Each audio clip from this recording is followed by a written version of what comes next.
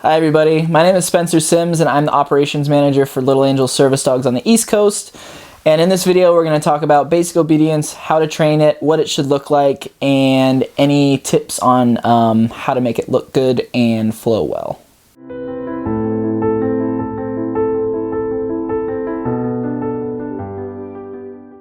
Alright, I'm going to talk a little bit about how to hold the leash, a treat, and how to operate training collars a little bit, okay? First, I want to talk about the difference between the two training collars and what they're used for. So most of the time when you're going to be training a puppy or you're going to be raising a puppy, you're going to start off with a head halter. The reason for that is it's super gentle. It's also referred to as a gentle leader. It's super gentle. It's easy to control their head, which as a puppy, that's kind of the biggest thing, is they just want to sniff and bite everything. And so having control of their head and their snout is a really, really good start for starting to have your dog be obedient. So a lot of the times if you're training a younger dog or the issues your dog is having are related to sniffing or picking things up off the ground, you're going to be training with a head halter. And how you correct with it is it's just a little bit of a swift pull. It's not short pops like you'll use with the chain collar. It'll be just kind of a swift motion to pull the dog's head towards you, okay? And how you put this on is there's going to be a big loop with a pad underneath that you're going to slip over the dog's snout, okay? And you may have to adjust the clip underneath to give them a little more room or a little less room, okay? And you'll also want to adjust that once it's all the way on. After you have that loop over their snout, you're going to clip the clips right behind their ears, okay? And you're going to want that to be pretty snug because once you first start training with a head halter or gentle leader, you'll see how much the dogs try and paw it off, okay? So you want to make sure it's snug, and then you'll want to come back to the snout and kind of I would put 2 fingers in between the pad that goes over their snout and their snout, okay? Because you want it to be snug but not too tight, okay? Once that's all on, it's all adjusted well, there's a loop that hangs down under their snout. You're gonna clip that to your leash and you have your head halter on, okay? Now let's talk about the chain collar and what it's good for, okay? The chain collar, in my opinion, is the most versatile training tool that there is, okay? It's not a choke chain unless you use it that way. It has a really bad stigma of like giant Rottweilers or pit bulls on the edge of a choke chain, you know, wheezing because they're being choked. That's not how we use it, okay? A chain collar is mostly an audible correction, okay?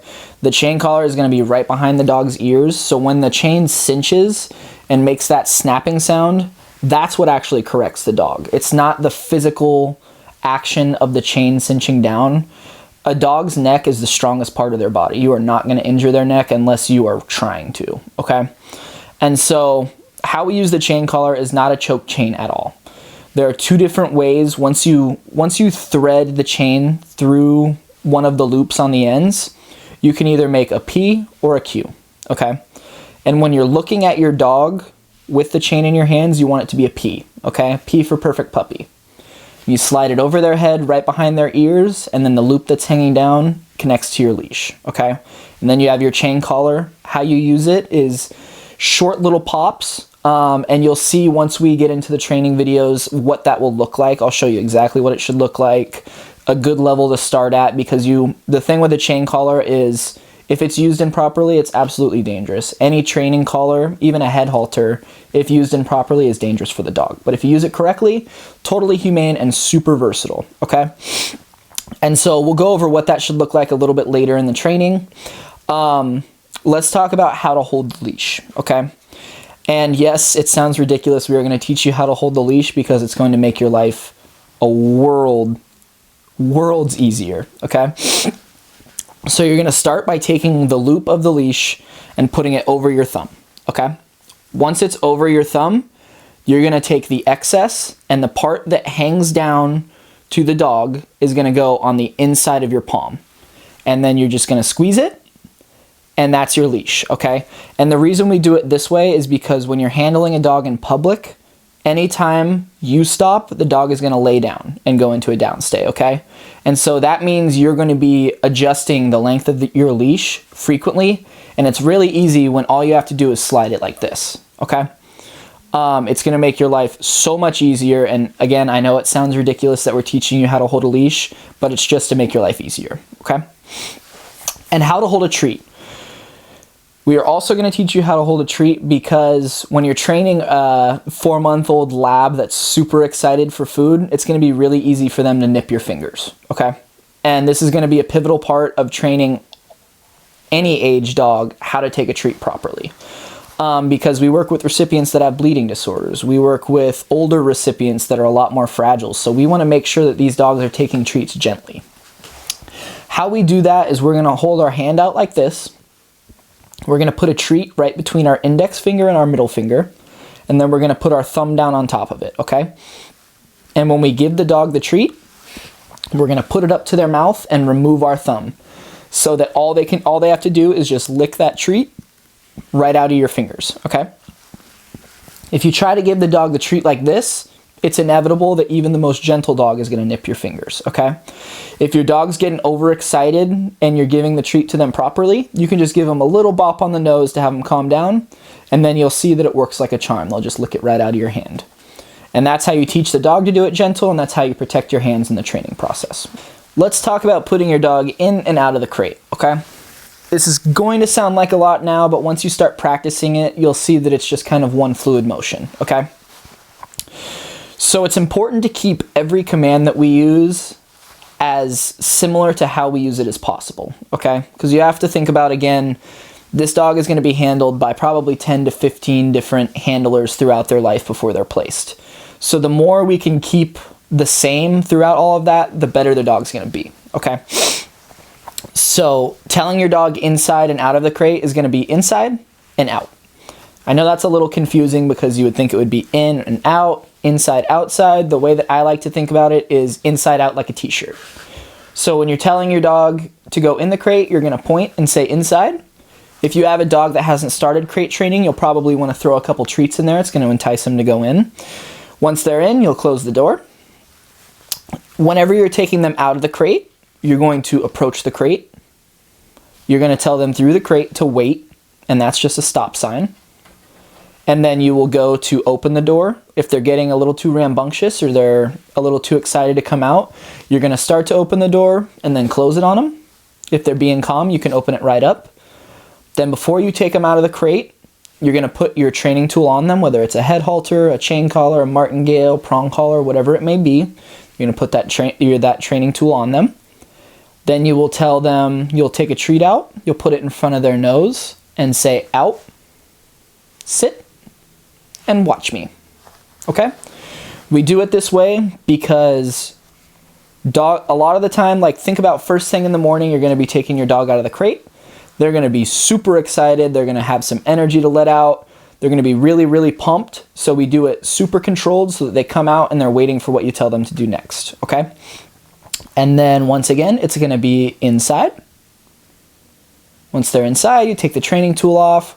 We always want them to be confined to something, whether it's the leash, the crate, the car, a fenced-in yard. We don't ever want them to be free where they could take off and roam. We want them to always be contained by a leash, a crate, the car, a tether, whatever it may be. So now I'm going to take the dog out. I'm going to tell them wait, put my training tool on, out, sit, watch me. And that is the crate.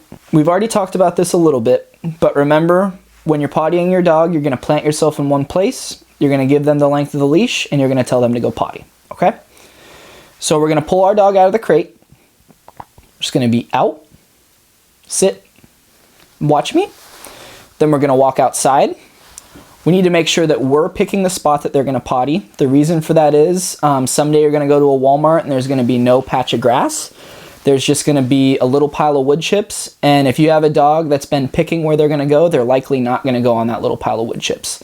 That's why you always want to switch it up on them, and you always want to pick the spot. You don't want to let them pull you to where they need to go. So you're going to pick a spot. You're going to tell them, you're going to release the leash, release the tension on the leash, and tell them to go potty. It helps if you kind of keep them walking in a circle, so if you lead them a little bit and keep them moving, when dogs are walking, it stimulates them to go to the bathroom.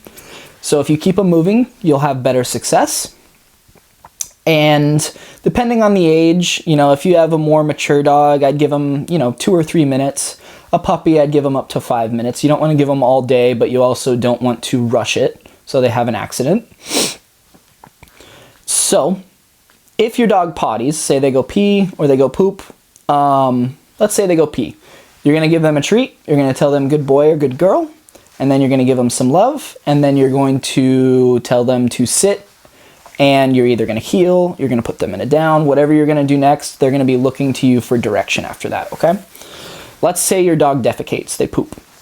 What you'll want to do, you'll want to put your dog down, tell them stay, pull out a poop bag, pick that poop up, bag it, and then once you're all good to go, you can tell them heel. We want them to always be controlled in everything they're doing, okay? So if they poop, make sure you put them down, tell them stay, make sure they're patient while you're cleaning it up, clean it up, and then move on to what's next.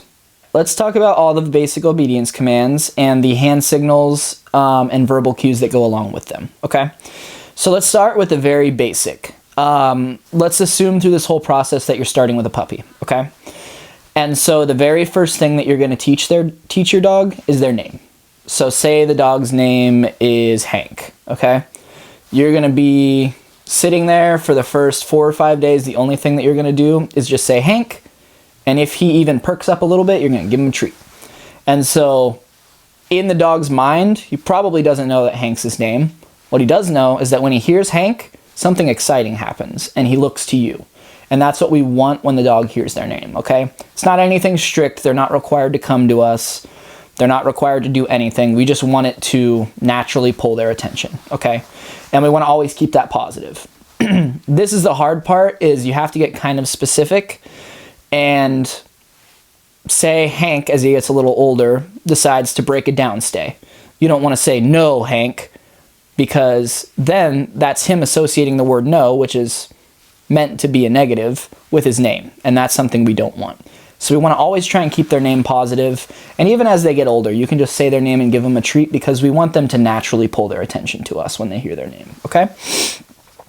The only other, so we're going to have a good verbal cue and a bad verbal cue, basically. The first one is going to be good boy or good girl. That's going to be your marker for whenever your dog does something good. We want to try and stick to this as much as possible, okay?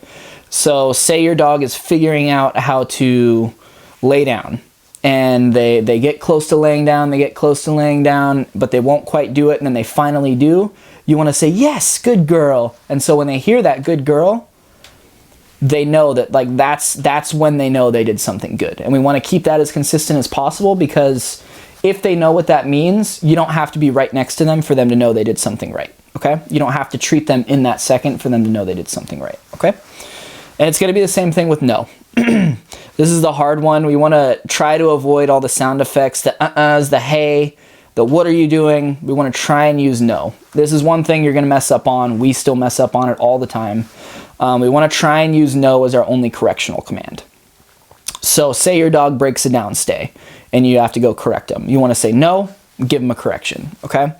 And then same thing if your dog is a step ahead of you in heel. You want to say no, give them a correction, okay? We want them to know that when they hear the word no, a correction is coming. That way, if your dog's across the house and they're going to pick up something you don't want them to pick up, and you say no from across the house, they're likely going to stop what they're doing, okay? Because they know that means they're doing something they shouldn't be doing, okay? So those are our markers, okay? Good boy and good girl, and no, okay? The first command we're going to talk about is watch me. Watch me is a command that is meant to pull your dog's eyes, your dog's attention to you, right in your face. The way we train this is we'll put a treat right in front of their face, pull it right next to your eye, and say, watch me, okay? When you start this, your dog is likely gonna just barely look at you, and that's plenty fine, okay? We wanna reward them for that, and we wanna build it up to having them just staring at you for like a minute. It is not gonna be like that from the start because it's really unnatural for dogs to look you in the eye. That's a form of dominance. Like if you see dogs staring at each other, that typically means either a fight's about to break out or they're kind of figuring out the hierarchy, okay? So watch me is putting a treat right in front of their nose, right next to your eye, and saying watch me, okay? This will be used to, if your dog's distracted by a squirrel, pull their attention back to you. Or if, you know, your dog, you see something on a piece of food on the floor in front of you and you don't want your dog to lunge for it, try and tell them to watch me so they don't even see it, okay?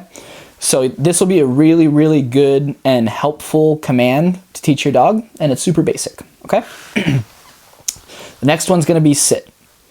Sit is going to be a palm up, and it's important to try and give all of these commands right, you know, in your hip thigh area, because that's where the dog is learned to look for hand signals, and that's where most of our recipients will be able to give them, even if they have limited dexterity, okay? So sit is just a palm up, and the end result is that they will quickly snap into a sit with their butt down, looking in your direction, okay? The reason we use the palm up is because when you're training a puppy to sit, you're going to lure a treat over their head until their butt hits the ground, okay? Down is the opposite. Down is a palm down. The idea is that the dog quickly snaps into a down, doesn't like kind of crawl down. A lot of dogs like to do that to test you.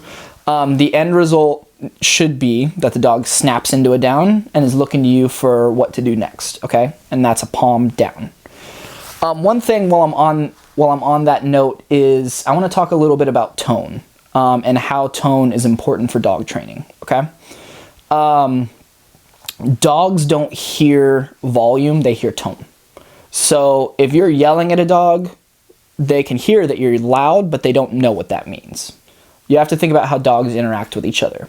When dogs are serious or they're telling another dog they've had enough, they growl. And so it's important to use that to your advantage when you're training your dog. When you're telling your dog to do something submissive, like lay down or stay, or something really serious, stay is the strictest command we'll use. You want to say it in almost a growl. So like down, stay. And when you're doing something happy that you want your dog to be like super energetic about and kind of fly to you, like the come command, like calling your dog to you, you don't want to say, Hank, come. You want to say, Hank, come, come, come, come. You want them to be really excited to do the things that you want them to do quickly or excitedly, okay? So use tone to your advantage. Okay. I'll jump right into stay since we were kind of already talking about that. Stay is the most strict command we have, okay? That means stay where you are. Do not get up. Don't readjust yourself. Don't turn around. Don't crawl. It means stay indefinitely until I tell you otherwise, okay? And so typically this isn't a down stay. You'll hear that term a lot. It means your dog is down on the ground and staying. There's also a thing called sit stay, which we don't work a ton on because it's not something that's super practical for our recipients. And it's a little awkward for dogs. Like on tile, dogs' paws naturally start to slip in a sit. So if you try and tell them sit, stay, it's kind of awkward for them. So typically it's going to be a down stay, okay? Like I said, stay is our strictest command. The most the dog can do when they're in a down stay is shift their weight from one hip to the other, okay? And so that means that they can just kind of roll from one hip to the other. They can't stand up and turn around. They can't crawl to a new spot. I don't even really like them to roll onto their backs. A lot of dogs do that and it's really cute, but it's kind of an attention-seeking testing thing, okay? So the hand signal for stay is going to be a stop sign, okay? And so this is one of those commands that you're going to want to use a growl. It's the most submissive thing that you can ask a dog to do is to stay. So you'll want to give that stop sign and say stay. Okay, that's the stay command. This one's a little confusing. We also have wait, which they have the same hand signal. They're both the stop sign, but they're used very differently. Okay, wait is kind of like slow down or pause. Stay is super strict. Wait is a little less strict. So the idea for wait is that the dog won't cross a boundary, okay? So the perfect example is the crate. When you go to let your dog out of the crate, you're telling them wait for when you open the door. That means they're not just coming flying out, okay? That means they're waiting until you put that training tool on them and take them out. Same thing with the car. When you take the dog out of the car, you're gonna tell them to wait so they don't come barreling out of the car. Another thing that this would be useful for is like, if you were leaving a room in your house, but you didn't want your dog to have to stay in a stay, but you didn't want them to follow you. you would tell them wait, and then they know they can't walk through that doorway, okay? So they have to kind of just hang out in that room until you get back. So it's a little more lenient, but useful for a lot of things. And again, that's the hand signal, is the stop sign, okay? So that's wait. Now we have come. Come is the recall command, and I already kind of used this with the perfect example for when you should get excited, okay? Come is going to be another basic obedience command that we will not correct for, okay? Come, we want always to be positive because we want that dog to know no matter what they're doing, they need to come to you. And so we want them to love to do that, okay? Come is just kind of waving at yourself with both hands, or one hand depending on if you have a leash or not, okay? So come is just kind of waving at yourself, and again, you want to get really excited. You want them to love, love, love this command. We're never going to correct for it. And you want to really start this one close and work your way out. If you start trying to do a come all the way across the house, your dog's going to get distracted before they can even walk 5 steps, okay? So you kind of have to work your way up on this one, all right? The next command we have is touch. Touch is a luring command. This is another one that we're never, ever going to correct for. That's watch me, touch, and come are the three basic obedience commands that we will never correct for, okay?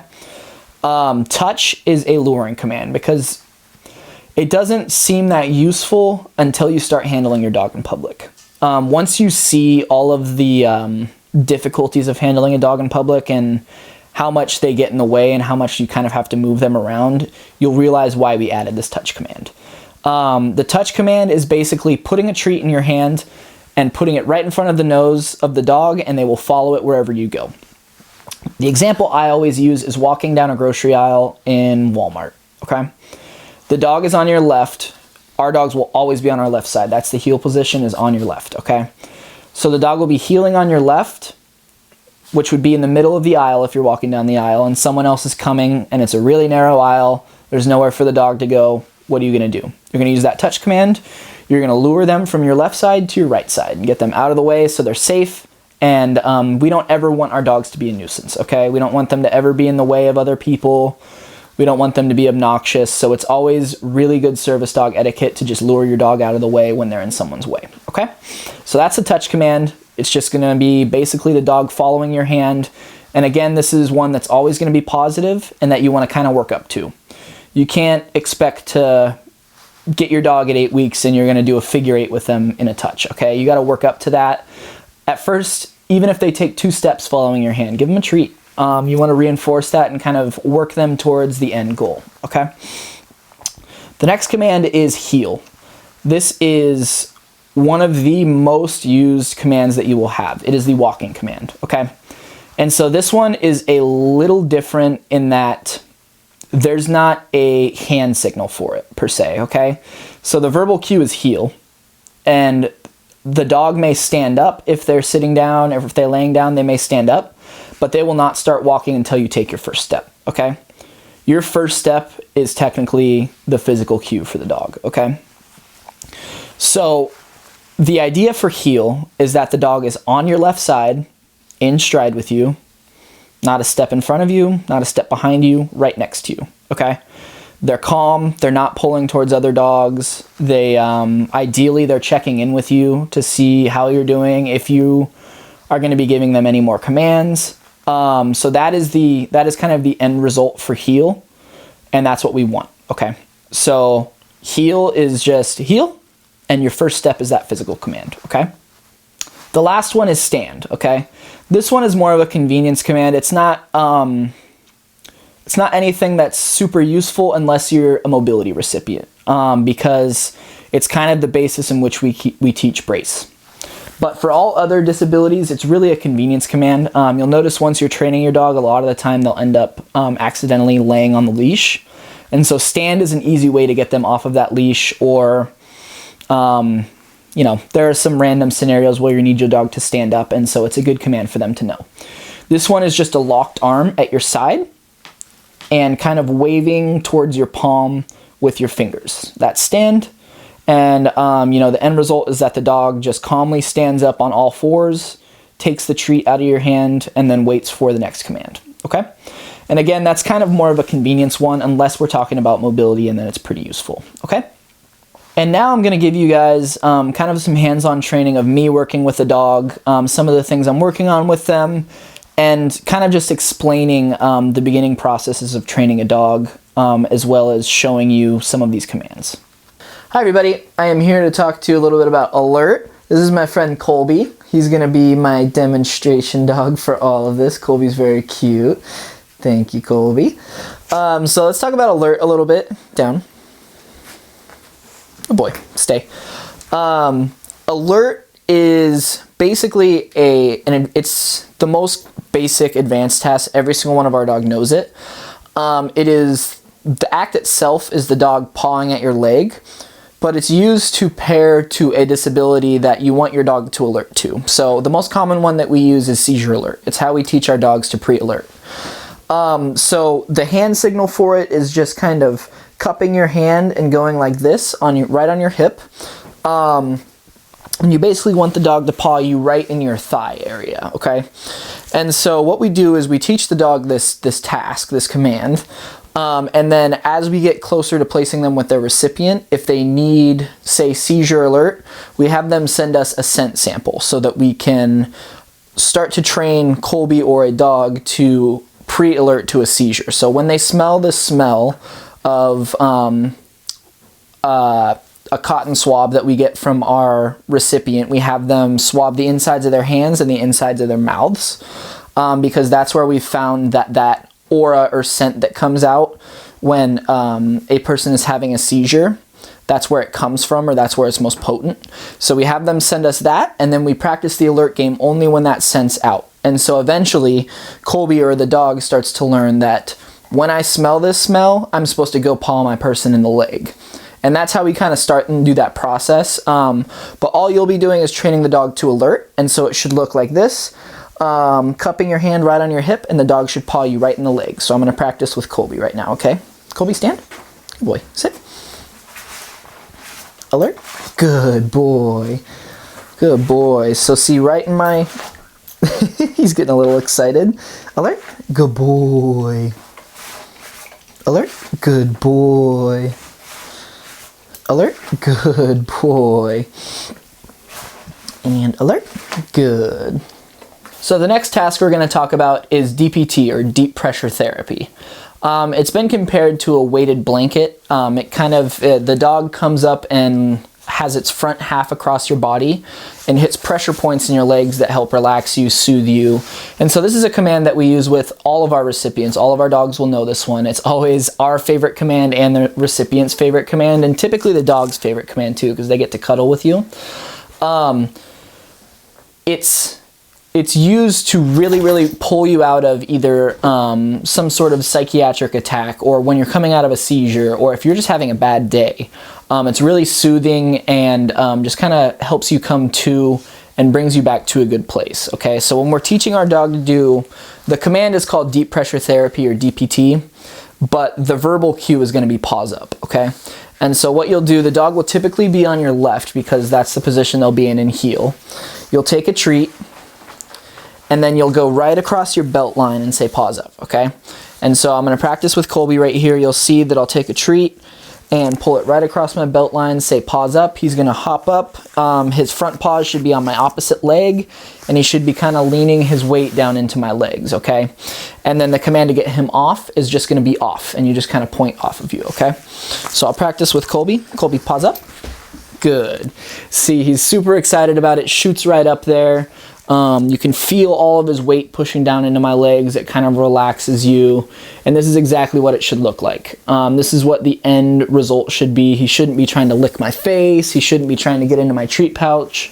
He should just be sitting here calmly, letting me pet him, hug on him, and kind of waiting until I tell him to get off, okay? Colby, off. Good. So I'll show you one more time. Sit. Paws up. Good. Give him the treat, and then you just kind of wrap your arms around him. If your dog was getting super excited and licking your face, trying to dig into your treat pouch, what I would want to do is take a treat and just kind of feed it to them every once in a while. And then you want to kind of increase that time in between each treat so that they learn to just kind of be calm without being treated the whole time, okay? Good job, Colby. Off. Okay, let's talk about under. Under is technically still a basic obedience command. It's just a number of basic obedience commands in one, kind of all piled into one fluid motion, okay? So I'm gonna do it a couple times because it's a little intimidating at first, but it's truly just a couple basic commands to get your dog where they need to be safely under a table, okay? So I'll show you 2 times from start to finish and explain what I'm doing while I go, okay? So you're gonna heel up to the table. Colby, heel. You're gonna tell your dog to sit, sit. You're gonna tell him to wait. You're gonna pull the chair out. The important thing here is to make sure that you get yourself where you wanna be at the table, because once you get the dog set, you're not gonna be able to scoot it anymore, okay? So make sure you're comfortable, and then you're gonna wanna stick your opposite leg out a little bit, so you give yourself a little foot space, and then you'll take your treat. You'll say, Colby, under, down. Right when he curls around your leg, you're gonna say down, and then give him that treat. You're gonna tell him stay, stay. Step on the leash, and then you can put the loop of that leash around your elbow so that you don't have to hold on to the leash the whole time. And then you have your meal, you have your meeting, whatever it may be. Once you're done, your dog will likely be asleep, so you wanna gently wake them up. You can tap them on the head or just kind of get their attention. Tell them to stay. Remind them to stay. Stay. You'll stand up. Get your leash gathered, get your things, whatever you may need. And then you will quickly heel out. You just go straight into a heel and heel out of the room, okay? I'll show you one more time. And it's really important that when you're heeling out, especially in a restaurant and you have one of these Goldens or a Lab, you want to put a little bit of tension on the leash and quickly walk out to try and keep your dog from shaking, okay? Because you don't want your dog to shake in the middle of a restaurant and a big bomb of fur goes in everyone's food, okay? So you put a little tension on the leash to keep him from shaking and quickly walk out, and then when you get out, you can release the tension and let them shake, okay? All right, I'll show you one more time. So you'll approach the table, heel. Sit. Wait. Get yourself situated. Stick that foot out. Easy, big guy. Sit. Wait. Under. Down. Give him the treat. Stay. Step on the leash. Leash around the elbow. Have your meal. You remind him to stay. Stay. Stand up. Get your leash situated right. And quickly heel out. Okay, we're gonna talk about loading your dog in the car. This is very similar to under. It's really intimidating, but it's really just a few basic commands kind of piled together into one fluid motion, okay? And it's actually pretty much the same, just into a car and not under a table, all right? So I'm gonna approach the vehicle. I'm gonna tell Colby to sit, sit. Wait. I'm gonna open the door, remind him to wait again. Then I'm gonna point and tell him inside. He jumps in. You then grab a treat to kind of pull him back to you. Give him the treat. And then your tether is gonna be either coming out of your belt buckle or off the headrest, okay, depending on what your setup is. Sometimes we have these tethers, sometimes it's just a separate leash, okay? And so you're always, always, always going to clip him in before you take your training collar off, okay? That way he's always attached to something. So you clip him in, then you take the training collar off, and then you're gonna remind him to wait, and then you're gonna close the door, and that's how you load them, okay? And then we're gonna go through the unloading process and then do it one more time quickly, okay? So you're gonna approach the window when you're unloading, you get to your destination, you're gonna knock and tell him wait through the window, open the door, remind him to wait again. Then same thing with taking it off, you're gonna put your training collar on before you unclip him. So put that on, then you can unclip him, okay? And then wait. I'm gonna take a step back, wait, and I'm gonna plant myself right in front of them with the door so they have no option but to come out right in front of me, okay? So if I was like this, he could jump out and be right in the middle of the street. Whereas if I use my body to block him, I give him room to jump out, and the only way is right in front of me, okay? So then I'm gonna take a treat, and I'm gonna do out, sit, and watch me. Okay? Super controlled, just like the crate, with an out, sit, watch me, and I'll show you one more time quickly, okay? Will we touch? Okay. So you're gonna approach the vehicle, gonna tell your dog to sit, wait, open the door, remind them to wait, inside, get a treat ready, boy, you're gonna clip them in, then take that training collar off, tell them wait, close the door. All right, you get to your destination, then come to the window, wait,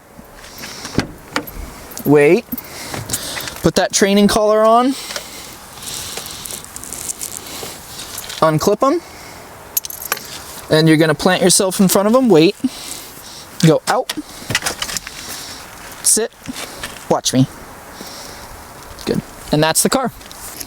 Hi everybody, I have Lupin here to help me out with some just basic obedience training drills to do with your dogs to work on heel a little bit, some downstays, and then we're also going to talk about some corrections as well, okay? So I brought Lupin because he's super excitable and tends to get a little distracted and pull, and so he's the perfect one to use for these healing drills and doggy push-ups, okay? So the first one I'm going to do is called either the wedding march or the marching band, where you take 1 step, 2 steps, 3 steps at a time to try and teach your dog that they need to stay right next to you, okay? And that they go at your pace, and so whenever you stop, they stop as well, okay? So I'm gonna start doing just 1 step at a time with Lupin, treating him every time he stops with me, and if he goes ahead of me, I'm gonna correct him, okay? And then I'm gonna do 2 steps, and then I'm gonna do 3 steps, okay? Lupin, heel. No. Heel. Good.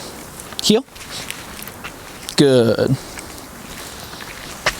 Good. You see how that first one he pulled ahead of me? And then I gave him a correction and he came right back. Good. Heel.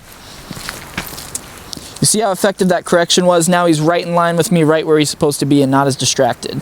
Heel. Good. I'm gonna do 3 steps. Heel. Good. Heel. Good boy. The next drill we're going to talk about is kind of walking sporadically or almost walking like you're intoxicated, okay? We always talk about the worst way to train a dog to heel is to walk in a straight line, okay? Because it's easy for a dog to pay attention when you're walking in a straight line. They just kind of walk straight and keep going wherever you're going. But we want them to follow us no matter what we're doing. So I'll show you what it looks like. You want to just stop, go, turn, walk the other direction. You want to walk all over the place, kind of like you're intoxicated, to kind of show your dog that they need to pay attention to where you're going and not just walk in a straight line, okay? So I'm going to show you this with Lupin, and you'll see as he gets distracted or he pulls away, I'm going to give him a correction, but when he does well and stays with me, I'm going to give him a reward. That's that really good balance of positive and negative, okay? All right, Lupin, heel.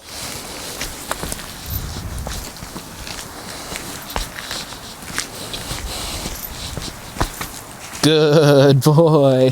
Heel. Good boy. Heel. And if he's getting in my way when I'm turning into him, I'll just give him a little bump with my knee, okay? Nothing too crazy, just bump him off your body and give yourself a little space. I'll also change up the pace quite a bit.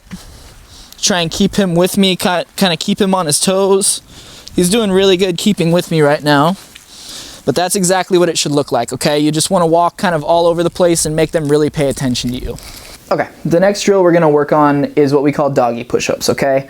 It's basically sit, down, stand, repeated. It kind of helps your dog. Like, you'll see every once in a while you'll have dogs that will do the command, they just do it kind of slowly and at their own pace. This is a good one to help with that because it kind of helps the dog pick up the pace and just snap from command to command, okay? So I'm going to show you what it looks like with Lupin a couple times here, and then you guys can practice with your dogs. No, sit, down, stand, good, sit, down, stand, stand, good. And so that was a good example right there with stand. Sometimes it's hard for the dog to do stand when you're standing right in front of them, so in that case you'd want to take a step back. Down, stand, sit, down, stand. Good. All right, so the next one we're gonna work on is downstay drills. Now this is a really, really good thing to work on with your dogs regularly. I would say multiple times a week I would work on this, okay? It really, really helps with self-control, it helps with bond, and it also helps establishing you as their alpha and their leader, okay? So I'll show you kind of the progression of, like, Lupin is obviously pretty advanced, but if this was a dog that I was just starting with, how I would quickly progress through stay, okay?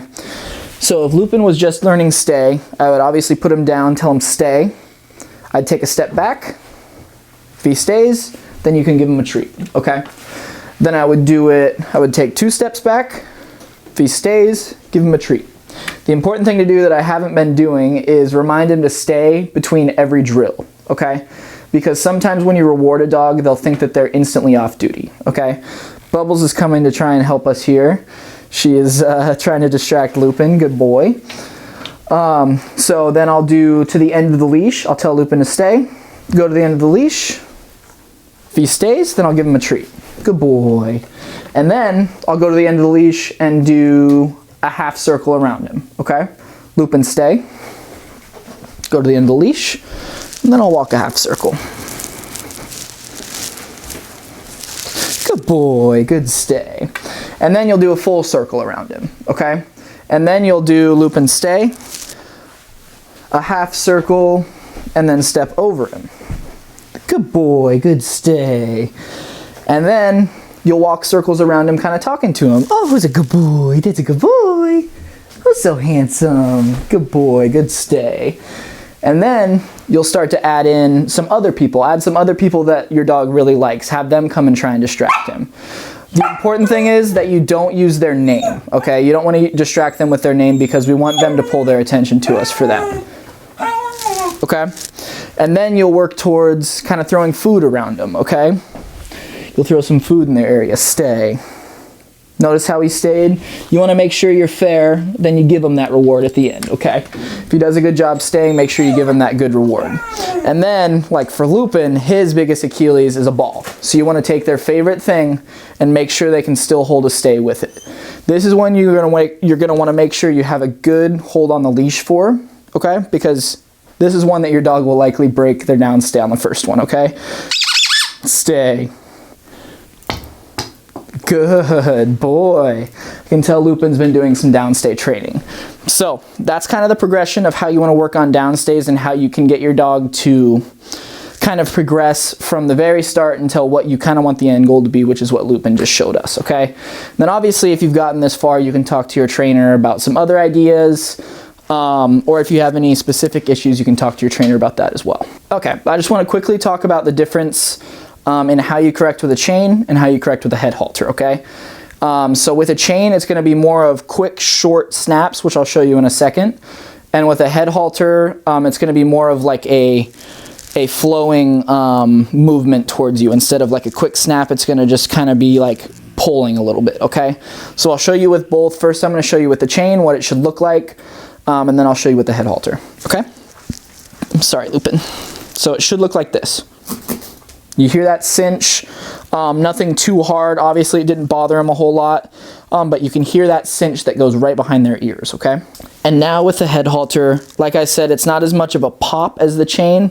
It's just kind of more of a sweeping motion towards yourself. So if Lupin was getting distracted, Lupin, heel, heel. I would just kind of pull him towards me a little bit. Just kind of gradually pull his head towards you. Not like as much of a short snap, but just kind of a sweeping motion. Just kind of sweep him towards you. All right, everybody. Thank you for sticking through us through all of this training. We have completed the basic obedience section. Depending on what your trainer has told you, we may have you work on a couple specific advanced tasks. If not, really work on this basic obedience and make sure to ask your trainer if you have any questions. Thank you for your time, guys.